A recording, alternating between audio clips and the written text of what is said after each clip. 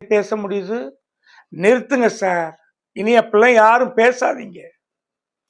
நான் என்னுடைய உடன்பிறப்பான கோடான கோடி 1,40,00,000 தொண்டர்களை கொண்ட அண்ணா திராவிட முன்னேற்ற கழகத்தினுடைய தொண்டர்களுக்கு ஒன்றை கூறிக்கொள்வேன். நீங்கள் அத்தனை பேரும் தெளிவா கான்பிடண்டா இருங்க. அது ஒண்ணுதான். 2 சீட்டுக்கள் எம்எல்ஏக்களை பெற்றோம். தேர்தலில் புரட்சி தலைவி அம்மா அவர்கள் 2 இடம் கலங்கவில்லை. மறு தேர்தலில் 140க்கு மேற்பட்ட இடங்களை வென்றவர் புரட்சி தலைவி அம்மா அவர்கள். ஏன் 2016 தேர்தலில் எந்த கட்சியோடும் கூட்டணி இல்லை, வெற்றி பெற்றோம். 136 இடங்களை 76, அதாவது 1,76,00,000 வாக்குகளை பெற்றோம். மறந்து விட்டீர்களா? நீங்கள் ஏன் கலங்குகிறீர்கள்? காசுக்காகவும் பணத்திற்காகவும் விலை போகிறவர்கள் கலங்க வேண்டும், நாம் கலங்கக்கூடாது. நாம் என்றைக்கும் இப்படியே தான் இருப்போம். ஏன்?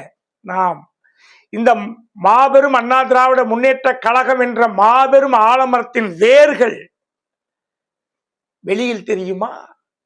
மண்ணுக்குள் மருங்கி போய் உறுதியாக இந்த மாபெரும் ஆலமரத்தை தாங்கி பிடித்துக் கொண்டிருக்கிறோம். உறுதியாக இருங்கள், கான்பிடண்டாக இருங்கள். ஆட்சி வேண்டும் என்பவர்கள் சம்பாதிக்க துடிக்கிறார்கள். ஆட்சி இருந்தாலும் இல்லை என்றாலும் நாம் இந்த குடும்பத்தோடு தான் இருப்போம் என்பவர்கள் மட்டும்தான் தொண்டர்கள். மறந்து விடாதீர்கள். துவள வேண்டாம், துவண்டு விட வேண்டாம். எண்ணம் ஒன்றுதான் நமக்கு நம்பிக்கை, யானைக்கு தும்பிக்கை என்று சொல்லுவார்கள். அதுபோல நாம கலங்கவே கூடாது. போகிறவர்கள் போகட்டும். அவர்கள் எதையோ நோக்கி போகிறார்கள். நாம் இந்த இயக்கத்துக்கு இப்படித்தான் இருக்க வேண்டும் என்று எண்ணி வரவில்லை. புரட்சி தலைவரால் ஈர்க்கப்பட்டு வந்திருக்கிறோம். மறந்துவிட வேண்டாம், யாரும் துவண்டு விட வேண்டாம். இந்த இயக்கம், கட்சி, கொள்கை, இது நாம் கட்டியிருக்கிற வேஷ்டி. நமக்கு புகழ், பதவி அது நாம போட்டுக்கிற துண்டு என்றார் பேரறிஞர் பெருந்தகை அண்ணா அவர்கள். அதைத்தான் நானும் மீண்டும் அதை உங்களுக்கு நினைவுபடுத்துகிறேன். வேஷ்டி அவுத்து போட்டு வெளியில போக முடியாது. துண்டை தூக்கி சாக்கடையில வீசிட்டு போயிட்டே இருக்கலாம். இந்த ஊர் நம்மளை ஏத்துக்கும்.